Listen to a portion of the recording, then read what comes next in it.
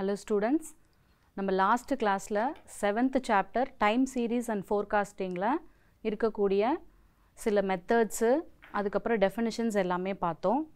அதில் first components of time seriesல we have 4 methods. முதல் method வந்து என்ன பார்த்தோம்? secular trend, seasonal variation, third வந்து random variation, அதுக்கப்புறம் irregular variation. இதில் secular trendல வந்து we have 4 methods of measuring methods, 4 methods. அதில் first one graphical method, second one வந்து semi averages method பார்த்தோம், third one moving averages method, அப்புறம் method of least squares. இந்த 4 மெத்தட்லேயும் இருக்கக்கூடிய சம்ஸ் 1 மார்க் 2 மார்க்ஸ் எல்லாமே நம்ம லாஸ்ட் கிளாஸில் பார்த்தோம். இப்போ நம்ம செகண்ட் மெத்தட் என்னன்னு பார்க்க போகிறோன்னா seasonal variation. Seasonal variation or fluctuations within a year over different seasons. உதாரணத்துக்கு சொல்லணும் அப்படின்னா இந்த seasonal variation இந்த calculationலாம் எதுக்கு யூஸ் ஆகுதுன்னா நிறைய வந்து பிஸ்னஸ் பீப்புளுக்கு இது யூஸ் ஆகும். இப்போ ஒரு வருடத்துக்குரிய இதுக்கு முன்னாடி நம்ம பார்த்த ஒரு மெத்தடுமே கடந்த காலத்தில் ஒரு 10 வருஷத்துக்குள்ளே என்னென்ன மாற்றங்கள் ஏற்பட்டுச்சு அதை எப்படியெல்லாம் கால்குலேட் பண்ணலாம் அப்படிங்கிறத தான் நம்ம secular trend, it's a long trend, அதெல்லாம் பார்த்தோம். ஆனால் இப்போ சீசனல் வேரியேஷனில் ஒரு வருடத்துக்குள்ளே ஏற்படக்கூடிய சில மாற்றங்கள் ஒரு குவார்ட்டர் இயர்னு எடுத்துக்கிட்டு ஒரு 3 months அந்த மாதிரி எடுத்து அதுக்குள்ளே ஏற்படக்கூடிய மாற்றங்களை நம்ம எப்படி அதை கன்ஸ்ட்ரக்ட் பண்ண போகிறோம் அப்படிங்கிறது தான் இப்போ நம்ம பார்க்க போகிறது. உதாரணத்துக்கு சொல்லணும் அப்படின்னா இப்போ ஒரு ஐஸ்கிரீம்னுடைய சேல் வந்து எப்போ வந்து ரொம்ப அதிகமாகும்?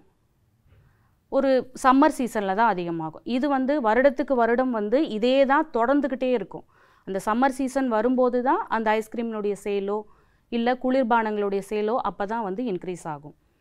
இந்த மாதிரி ஒரு சீசனுக்கு ஏற்ற மாதிரி அந்த மாற்றங்கள் ஏற்படுறத ஒரு வருடத்துக்குள்ளே ஏற்படக்கூடிய மாற்றங்களை எப்படியெல்லாம் நம்ம கணிக்கலாம், ரெயின்ஃபாலு அந்த மாதிரி ஒவ்வொன்றுத்தையுமே நம்ம எப்படி கணிக்கலாங்கிறது தான் வந்து இந்த சீசனல் வேரியேஷனில் நம்ம பார்க்க போகிறோம். இதில் methods of constructing seasonal indices. We have 4 methods. Simple averages method, ratio to trend method, percentage moving average method, link relatives method. So, இந்த seasonal indicesல நம்ம construct பண்ணக்கூடிய methods வந்து we have 4 methods. ஆனால் நம்மளுடைய சாப்டரில் இருக்கிறது வந்து ஒரே ஒரு மெத்தட் தான் simple average method. அந்த ஒரு மெத்தடில் இருக்கக்கூடிய சம்மு மட்டும்தான் நமக்கு இந்த போர்ஷனில் கொடுத்துருக்காங்க. ஸோ அந்த மெத்தடை பற்றி இப்போ நம்ம பார்க்க போகிறோம். சீஸ்னல் வேரியேஷனில் இப்போ நம்ம ஃபஸ்ட்டு சம் பார்க்க போகிறோம். ஃபஸ்ட்டு சம் 48th சம் பாருங்கள். அதில் ரெயின்ஃபால் டேட்டா கொடுத்து அதில் சீஸ்னல் இண்டிசஸ் கண்டுபிடிக்க சொல்லியிருக்காங்க. ஸோ சீசன் ஒரு குவார்ட்டராக வந்து கொடுத்துருக்காங்க. ஒரு 3 monthsக்கான அதனுடைய டேட்டாஸ் கொடுத்துருக்காங்க. இயர்ஸ் பார்த்திங்கன்னா we have 4 years. ஸோ இந்த டேபிளர் காலம் பார்த்திங்கன்னா we have 3 சம் இருக்குது நமக்கு, 47, 48 and 49. இந்த 3 சம்முமே பார்த்திங்கன்னா சீசனல் வேரியேஷனில் இருக்கக்கூடிய சீசனல் இண்டிசஸ் கண்டுபிடிக்கிறதுக்கான கணக்கு தான். இது 3மே உங்களுக்கு இப்போ வந்து 5 மார்க்கில் கேட்பாங்க. இதில் 47ம் 49ம் பார்த்திங்கன்னா உங்களுக்கு கொடுக்கும்போதே வந்து இயர்ஸ் இந்த பக்கம் அந்த குவார்ட்டர் மந்த்தினுடைய இது வந்து இந்த பக்கம் கொடுத்துட்ருப்பாங்க. ஆனால் 48th சம் மட்டும் நீங்கள் பார்த்தீங்கன்னா உங்களுக்கு டேபிளர் காலம் மாறி இருக்கும். எப்படி மாற்றி உங்களுக்கு டேபிளர் காலம் கொடுத்தாலும் நம்ம ஆட் பண்ண வேண்டியது எவ்ரி இயர் ஒரு வருஷத்தினுடைய அந்த குவார்ட்டர் மட்டும்தான் ஆட் பண்ணி போடணும். அதாவது first quarter for every year, second quarter for every year, third quarter and fourth quarter. So அந்த குவார்ட்டர் அந்த இயரையும் அந்த ஃபஸ்ட்டு செகண்டு தேர்டு ஃபோர்த்துன்னு கொடுத்துருக்கிறது டேபிளர் காலமில் மாறி கொடுத்துருந்தா கூட நீங்கள் நல்லா ஞாபகம் வச்சுக்கோங்க, நம்ம இயர் வந்து நமக்கு இந்த காலம் வைஸில் இருக்கணும். இந்த first quarter month, second quarter இதெல்லாம் வந்து உங்களுக்கு ரோ வைஸில் வச்சு தான் நீங்கள் கால்குலேஷன் போடணும். ஸோ ஃபஸ்ட்டு இதில் இந்த டேபிளர் காலமில் சீசனல் டோட்டல், சீசனல் ஆவரேஜ் இது 2 தான் முதல்ல நம்ம கண்டுபிடிக்க போகிறோம். சீசனல் டோட்டல்ங்கிறது இந்த ஃபஸ்ட்டு இருக்கக்கூடிய இந்த 4 monthsனுடைய டோட்டல். ஸோ எல்லாத்துக்கும் முதல்ல டோட்டல் போட்டுக்கோங்க. அதுக்கப்புறம் ஆவரேஜ்னாலே நமக்கு தெரியும் எத்தனை வருஷங்கள் இருக்கோ அந்த வருஷத்தை வரக்கூடிய டோட்டலில் நீங்கள் வந்து என்ன பண்ண போகிறீங்க, டிவைட் பண்ணி போட போகிறீங்க. ஸோ இதில் இந்த 182 இருக்குது இல்லையா, ஸோ 182.2 டிவைடட் பை 4 போட்டிங்கன்னா யூ கெட் 45.55. ஓகேவா? ஸோ இதே மாதிரி இந்த சீசனல் டோட்டலில் டிவைடட் பை 4 போட்டிங்கன்னா you get the seasonal average.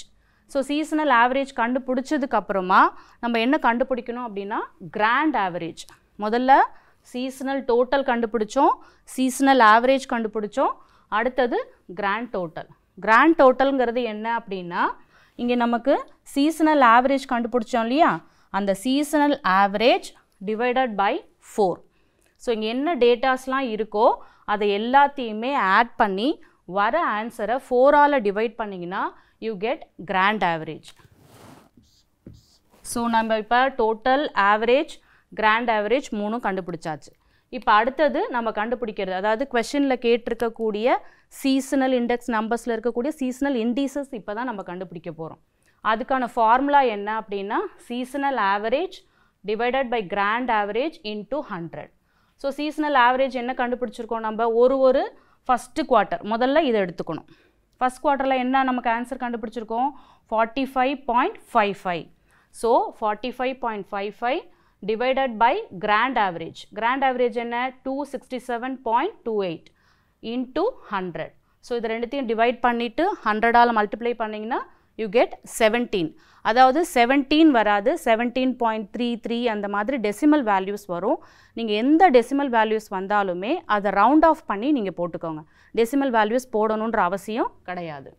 So அதே மாதிரி செகண்ட் சீசன், இப்போது செகண்ட் குவார்ட்டரில் இருக்கக்கூடிய டோட்டல் என்ன நமக்கு 223.1. So 223.1 divided by 267.28 into 100. That அதனுடைய ஆன்சர் உங்களுக்கு 83. அதே மாதிரி ஒவ்வொரு குவார்ட்டர் இயர்க்கும் வந்து நீங்கள் ஒரு ஆவரேஜ் கண்டுபிடிச்சிங்கன்னா அதுதான் உங்களுடைய சீசனல் இண்டீசஸ். ஸோ இந்த சீசனல் இண்டீசஸ்னுடைய வேரியேஷன் என்னங்கிறத தான் வந்து நம்ம இந்த கணக்கில் பார்த்தோம். ஸோ இந்த கணக்கு ரொம்ப ரொம்ப ரொம்ப சிம்பிளான ஒரு கணக்கு. இந்த டைம் சீரீஸ் எடுத்துக்கிட்டிங்கன்னா கம்பல்சரி வந்து பார்த்திங்கன்னா இந்த 3 கொஷின் வந்து உங்களுக்கு எக்ஸசைஸில் இருக்குது. That is 47, 48 and 49. அது இல்லாமல் இதுலேயே வந்து உங்களுக்கு ஒரு எடுத்துக்காட்டு கணக்கும் இருக்குது. ஸோ இந்த 4 கணக்கில் கம்பல்சரி வந்து உங்களுக்கு ஒரு 5 மார்க் கண்டிப்பாக வரும். அதனால் இந்த கணக்கை தெளிவாக பார்த்துக்கோங்க. ரொம்ப ரொம்ப ஈஸி. டோட்டல், ஆவரேஜ் கண்டுபிடிக்கிறீங்க. ஆவரேஜ் கண்டுபிடிச்சதுக்கப்புறம் இருக்கக்கூடிய ஆவரேஜ் எல்லாத்தையும் கூட்டி 4ஆல் டிவைட் பண்ண போகிறீங்க. அப்போ உங்களுக்கு கிராண்ட் ஆவரேஜ் கிடச்சிரும். சீசனல் இண்டெக்ஸ்க்கான formula seasonal average by grand average into 100.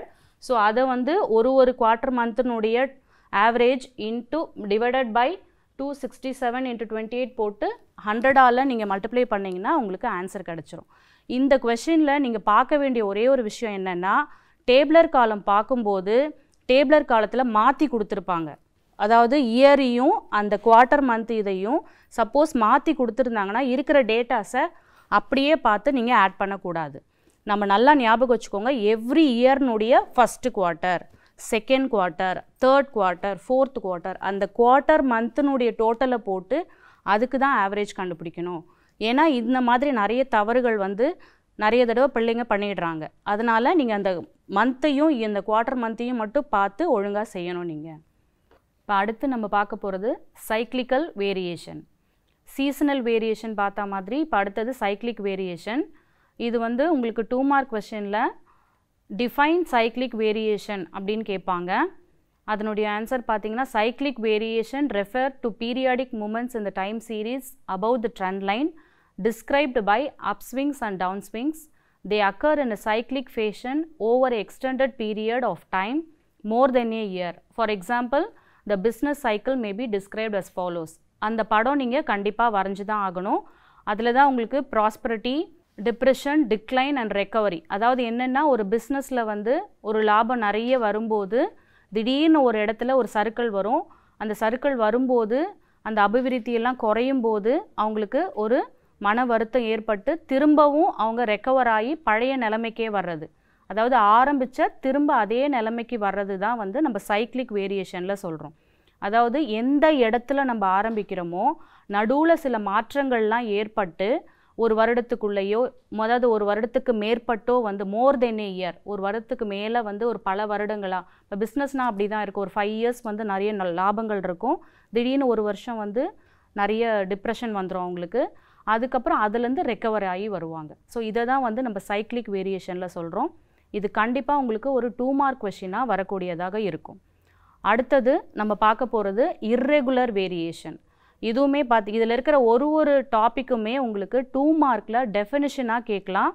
Explain irregular variation, அதுக்கப்புறம் எக்ஸ்பிளைன் சீசனல் வேரியேஷன், இந்த மாதிரி ஒரு கேள்விகளும் உங்களுக்கு 2 மார்க்கில் கேட்பாங்க. இந்த சைக்ளிக் வேரியேஷன் கொஷின் வந்து உங்களுக்கு 3 மார்க்லேயும் சில சமயத்தில் கேட்கலாம். 3 மார்க்ஸில் கேட்டாலும் 2 மார்க்ஸில் கேட்டாலும் கம்பல்சரி வந்து நீங்கள் இந்த படத்தை போட்டு தான் ஆகணும். இது வந்து ஒரு எக்ஸாம்பிளுக்கான கணக்கை நீங்கள் கண்டிப்பாக போடணும். அந்த படம் வரைகிறது ரொம்ப ஈஸி. ப்ராஸ்பரிட்டி, டிப்ரெஷன், டிக்ளைன், அதுக்கப்புறம் ரெக்கவரி. இப்போ நான் சொன்னேன் இல்லைங்களா, அதுக்கான ஒரு பிக்சர் தான் இது. அடுத்தது irregular variation. Define irregular variation அப்படின்னு கேட்டாங்கன்னா, irregular variation in a time series is composed of non-recurring sporadic from which is not attributed to trend, cyclic or seasonal factors. அதாவது இர்ரெகுலர் வேரியேஷனை பொறுத்த வரைக்கும் இதுக்கு முன்னாடி பார்த்த நம்ம 3 விஷயம் பார்த்தோம் இல்லையா, என்னென்ன பார்த்தோம் நம்ம? ஒவ்வொன்றும் நம்ம சைக்ளிக் வேரியேஷன், சீசனல் வேரியேஷன், அதுக்கப்புறம் செக்யூலர் ட்ரெண்ட், இதெல்லாம் பார்த்தோம் நம்ம.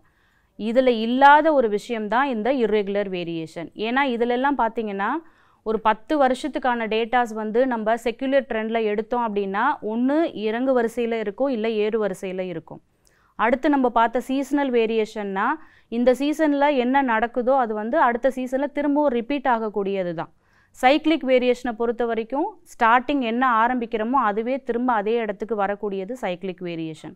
இர்ரெகுலர் வேரியேஷனை பொறுத்த வரைக்கும் திடீர்னு நடக்கக்கூடிய விஷயங்கள், திடீர்னு ஒரு சைக்ளோன் வருது அப்படின்னா கம்பல்சரி வந்து அது அடுத்த வருஷம் இதே நாள் வரும்ன்றதை நம்ம சொல்ல முடியாது.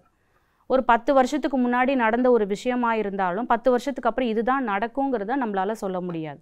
ஸோ இதை தான் வந்து இர்ரெகுலர் வேரியேஷன்னு சொல்கிறோம் நம்ம. இந்த இர்ரெகுலர் வேரியேஷனுங்கிறது கம்பல்சரி இந்த டெஃபினேஷன்ஸ் எல்லாமே உங்களுக்கு 2 மார்க்கில் கேட்பாங்க.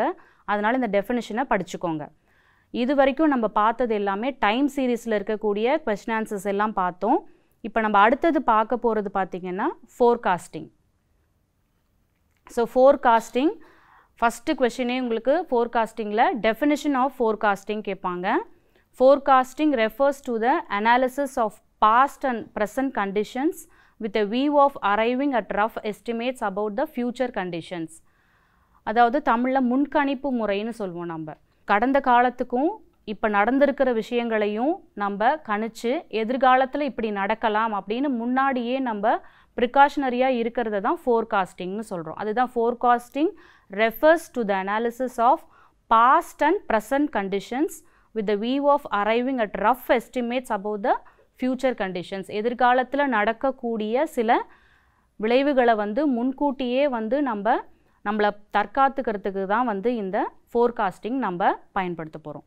அந்த ஃபோர்காஸ்டிங்கோட டெஃபினிஷன் திரும்பவும் சொல்கிறேன். Forecasting refers to the analysis of past and present conditions with the view of arriving at rough estimates about the future conditions. இது உங்களுக்கு 2 மார்க் கொஷினாக உங்களுக்கு வந்திருக்கு. அடுத்தது இதிலேயே பார்த்தீங்கன்னா ஃபோர்காஸ்டிங்கில் டைப்ஸ் ஆஃப் ஃபோர்காஸ்டிங் அப்படின்னு 3 மார்க் கொஷினில் கேட்டிருக்காங்க. அதே மாதிரி 2 மார்க் கொஷினில் ஒரு டைப்பையும் எக்ஸ்பிளைன் பண்ண சொல்லி, அதாவது வெறும் டைப்ஸ் ஆஃப் ஃபோர்காஸ்டிங் அப்படின்னு 2 மார்க்கில் கேட்டாங்கன்னா நீங்கள் short term forecasting, medium term forecasting, long term forecasting அப்படின்னு எழுதினா மட்டும் போதும். Explain the types of forecasting அப்படின்னு 3 மார்க்ஸில் கேட்டாங்க அப்படின்னா கண்டிப்பாக நீங்கள் ஒரு ஃபோர்காஸ்டிங் அந்த டைப்பையும் நீங்கள் எக்ஸ்பிளைன் பண்ணணும்.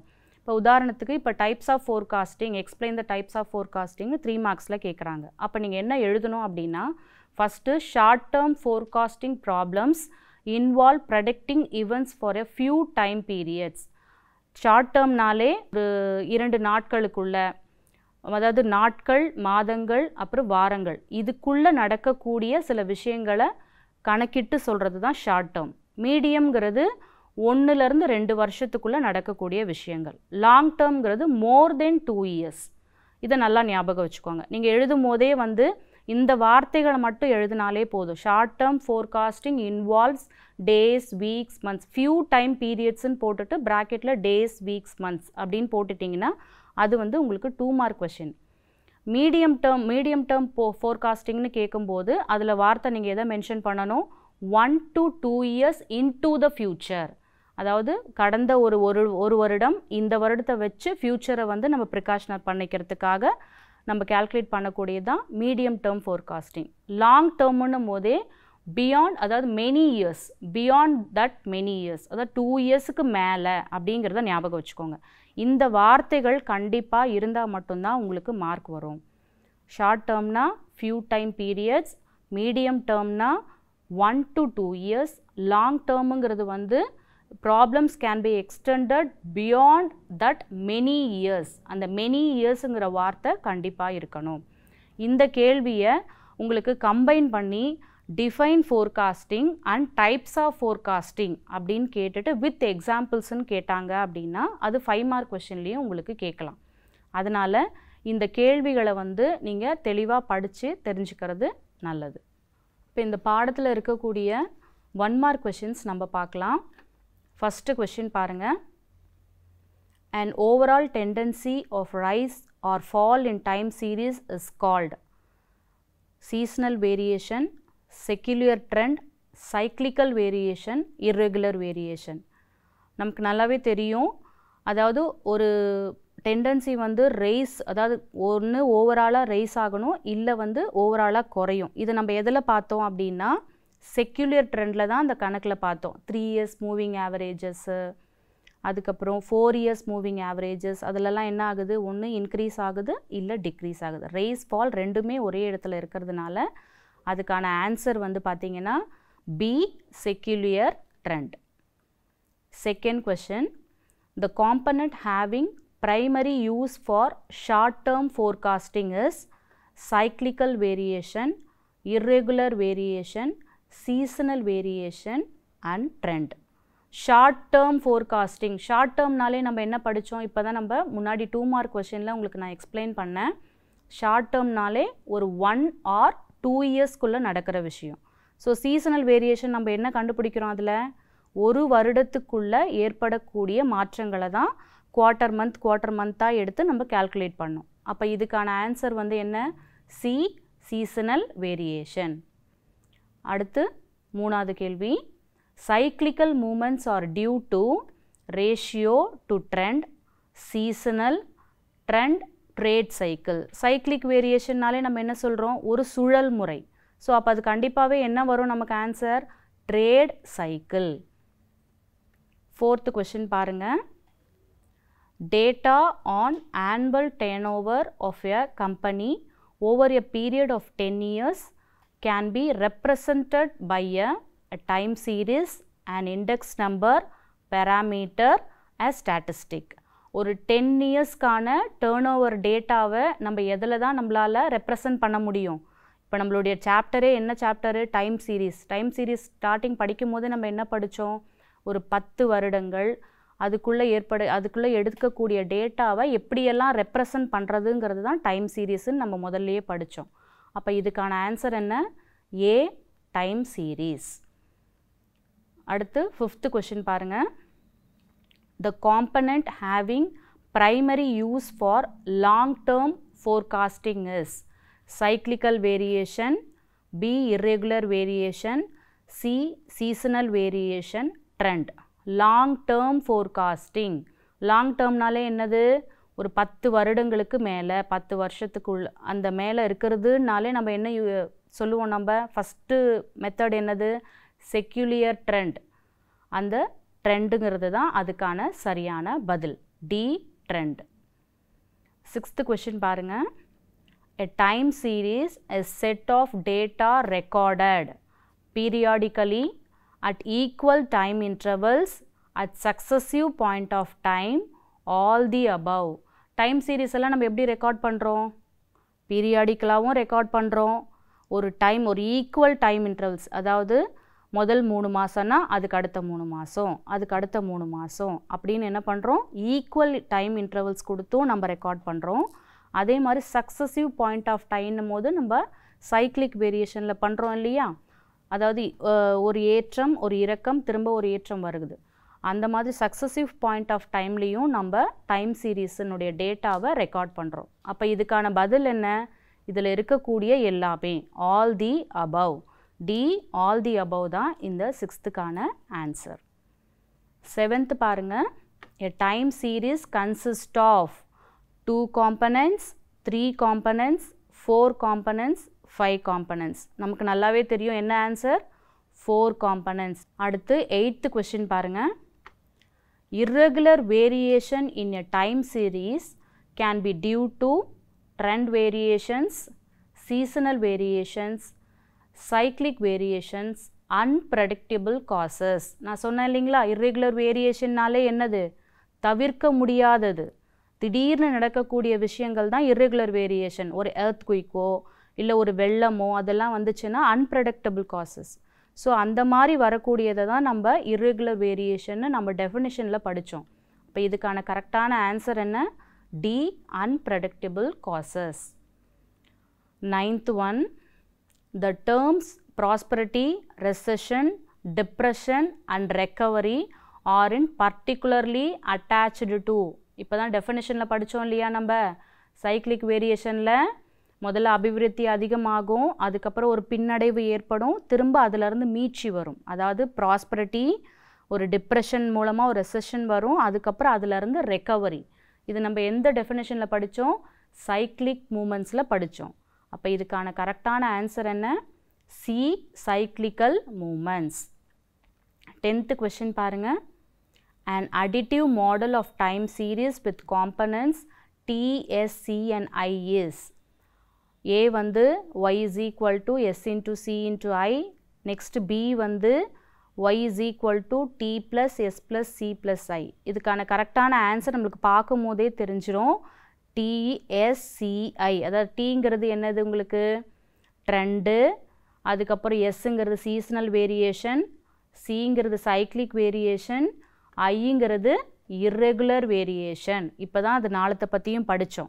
ஸோ அதை வந்து நம்ம அப்படியே இந்த பியில் இருக்கக்கூடிய ஆன்சர் தான் இதுக்கான கரெக்டான ஆன்சர். அடுத்து 11th one பாருங்கள். A decline in the sale of ice cream during November to March is associated with. இதுக்கான உதாரணமும் நான் உங்களுக்கு ஆரம்பிக்கும் போதே சொன்னேன். நான் ஒரு அதாவது நவம்பர்லேருந்து மார்ச்சில் decline in sale of ice cream ஐஸ்கிரீம்னுடைய சேல் வந்து வீழ்ச்சி அடையுது அப்படின்னா அதை நம்ம எதில் பார்ப்போம் நம்ம சீசனல் வேரியேஷன். அது அந்த ஆன்சர் எங்கே இருக்குது பாருங்கள் A seasonal variation.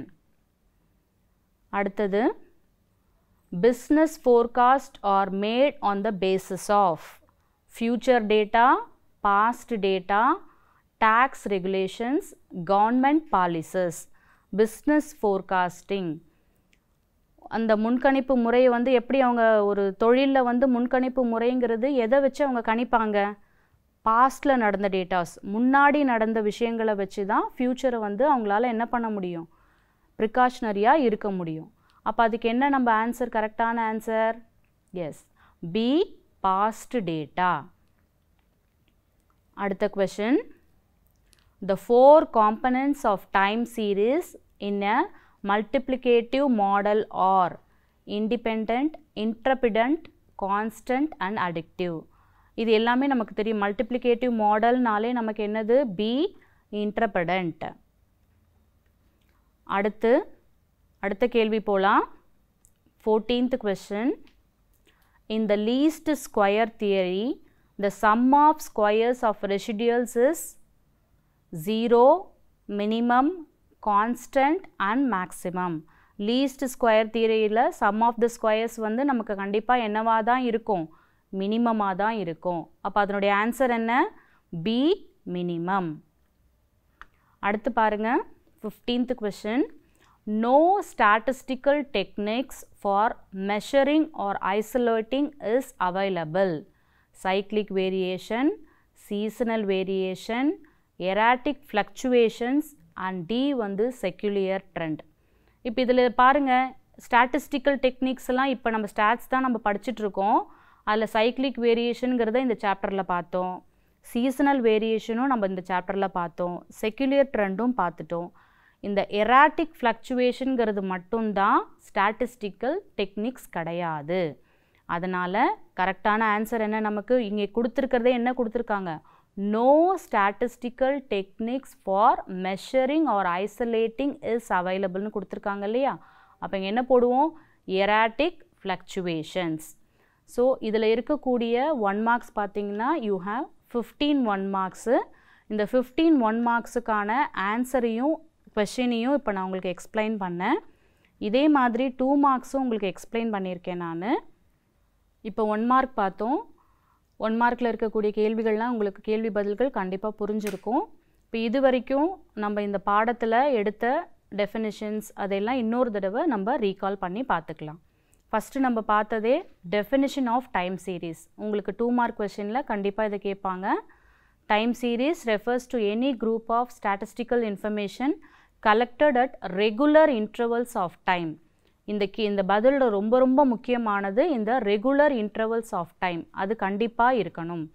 Time series analysis is used to detect the changes in patterns in this collected data. So definition கேட்டாங்கன்னா இதை கண்டிப்பாக எழுதுங்க. அதுக்கப்புறம் அடுத்த கேள்வி வந்து காம்பனன்ட்ஸ் ஆஃப் டைம் சீரீஸ் பார்த்தோம். அந்த காம்பனன்ட்ஸில் தான் we have 4 methods: secular trend, seasonal variation, cyclic variation, irregular random variation. இதுவும் உங்களுக்கு 3 மார்க் கொஷனில் கேட்கலாம், காம்பனன்ட்ஸ் ஆஃப் டைம் சீரீஸ்.